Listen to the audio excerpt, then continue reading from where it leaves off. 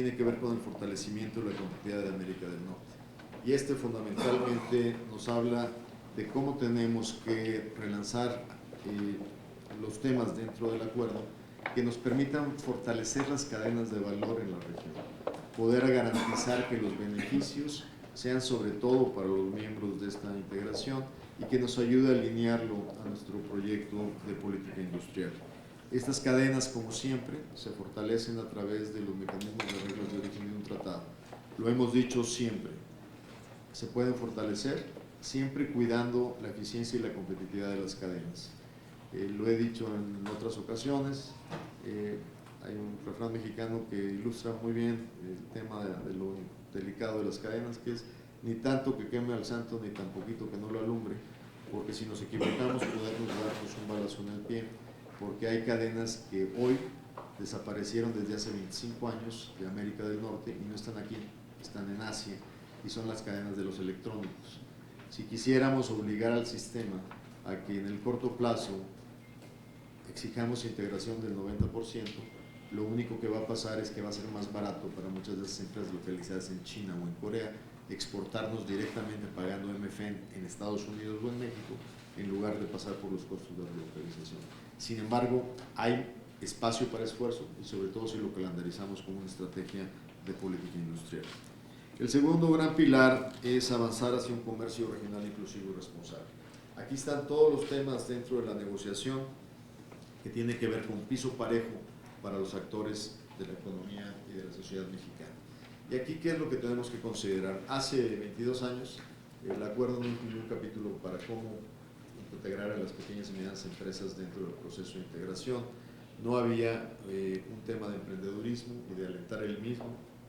Y sobre todo, los temas laborales y los temas ambientales como derechos fundamentales estaban fuera de los mecanismos de solución de controversias del Acuerdo de Libre Comercio. Lo hemos comentado en otras reuniones, que sin duda si México quiere seguir jugando un juego serio y profesional en el comercio internacional, debemos garantizar que lo que hagamos en materia comercial sea de beneficio para todos los actores de la sociedad mexicana. El tercer pilar es el pilar de gran contundencia que tiene que ver con la economía del siglo XXI. ¿Cómo actualizamos un acuerdo que tiene 22 años de antigüedad? Capitalizando la transformación que ha ocurrido en el mundo en 22 años. Básicamente comercio electrónico, básicamente telecomunicaciones, básicamente la incorporación del sector energético, que no son temas menores, y siempre me gusta ilustrar todos estos temas de economía del siglo XXI con el sector energético.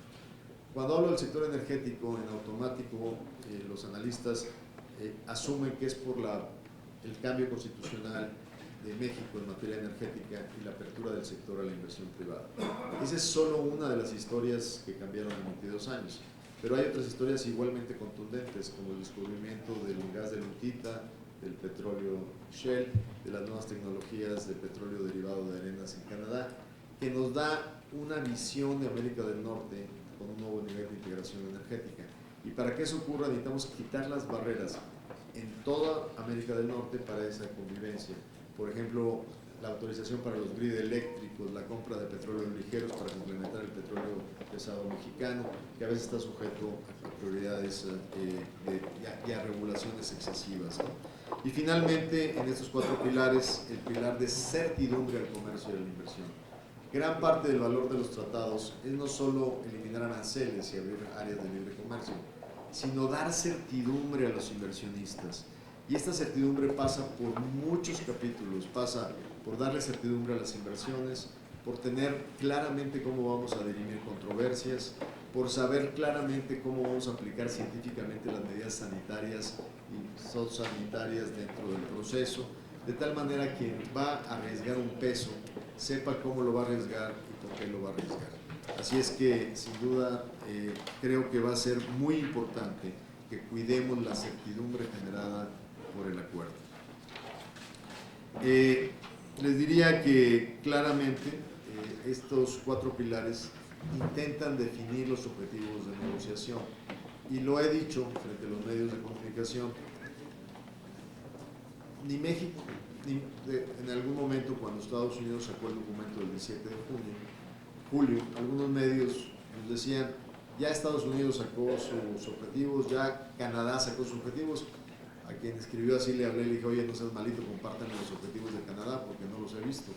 De hecho, Canadá no ha sacado un documento de objetivos. Y no es casualidad que no haya un documento a nivel de detalle. Por eso nuestro documento se llama Prioridades de Negociación. Porque si yo empiezo a sacar puntualmente lo que voy a pedir en la mesa, me voy a generar anticuerpos antes de iniciar el proceso de la negociación.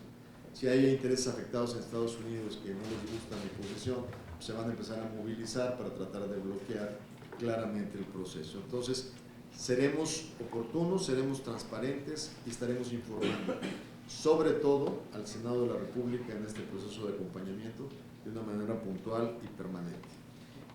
¿Y qué riesgos veo del documento del 17 de julio, que ustedes conocen perfectamente? Veo básicamente 3 áreas de preocupación. La primera es una fijación extrema sobre el concepto de déficits comerciales, que tenemos que ser muy cuidadosos de cómo se maneja. Yo siempre he dicho, encantado de analizar la situación de lo que le llamamos rebalanceo comercial, siempre y cuando logremos mejorarlo a través de expansión del comercio, no a través de restricción del comercio.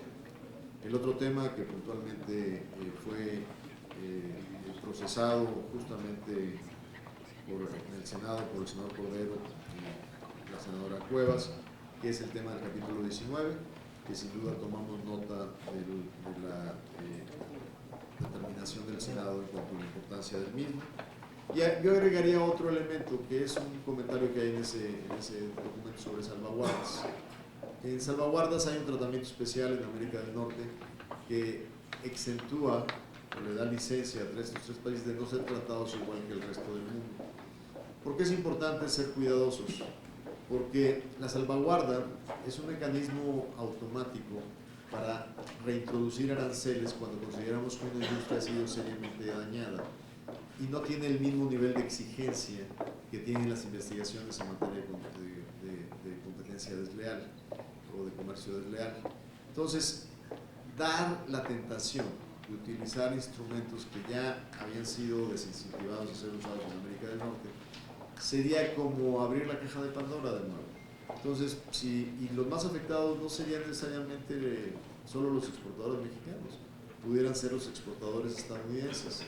Porque si de repente alguien me dice, no, fíjate que los tomateros en Florida están muy lastimados y ahora en lugar de tener mi proceso de esta investigación te voy a poner un arancel permanente por salvaguarda de tanto contra tus tomates, pues entonces mis manzaneros de Chihuahua se van a formar y los productores de maíz del centro occidente también van a querer protección y los avícolas también van a querer protección contra la carne de pollo y entonces podríamos terminar en un escenario donde desmantelaríamos el proceso de apertura. Entonces, yo les diría que ahí están mis 3 principales temas de preocupación que se empezarán a analizar e intentar resolver a partir de esta reunión que tenemos justamente el día 16 de agosto en Washington. En materia de tiempos, la negociación se lanza el 16 de agosto, habrá un tema totalmente mediático de un evento de arranque, para lo cual será seguido por un proceso permanente de trabajo de 4 días en Washington. El acuerdo en principio entre Canadá, México y Estados Unidos es que estas rondas de negociación serán con una frecuencia entre 3 y 4 semanas entre ronda y ronda. Las responsabilidades han sido definidas con responsables de negociación técnica. En este caso, por México hemos designado a Ken Smith por instrucciones del presidente de la República. El nivel de subsecretario será un nivel que entrará a resolver a partir de los primeros escollos que encontremos, dificultades en el proceso. Ken Smith será acompañado por Salvador Béjar como co-negociador o negociador adjunto, y el nivel ministerial claramente estará definido para poder desaturar algunos de los temas fundamentales. La idea es que de aquí a diciembre tengamos alrededor de 7, 8 rondas de negociación y nunca, señores y señores senadores, hemos dicho que tenemos una fecha objetivo para cierre. Lo que yo he dicho claramente en medios es que hay incentivos alineados para Estados Unidos y para México por las elecciones de ambos países, tanto parlamentarias como presidenciales, de que podamos terminar esta negociación a más tardar a principios del 18. La negociación implica simplemente el handshake y disparar el proceso para su firma y para su eventual implementación y voto de los legislativos. Nadie garantiza que logremos ese objetivo tan ambicioso, pero nadie más que Estados Unidos puede dar fe de lo que significa negociar con un gobierno y tener que procesar con otro. Ellos fueron los primeros que desconocieron un acuerdo firmado por un presidente anterior y lo tiraron a la basura. Entonces, nadie quiere desperdiciar capital negociador sin que haya garantías de cumplimiento. Entonces, ahí está, no vamos a ceder sustancia por rapidez, eso sin duda lo digo con toda convicción, y estaremos haciendo lo mejor porque esta negociación tenga objetivos claros y trate de ser muy transparente para que los mercados puedan tener una lectura clara de hacia dónde vamos. Muchísimas gracias por su atención, y yo dejaría aquí mis comentarios totalmente abiertos a las preguntas y recomendaciones que ustedes tengan a bien hacer.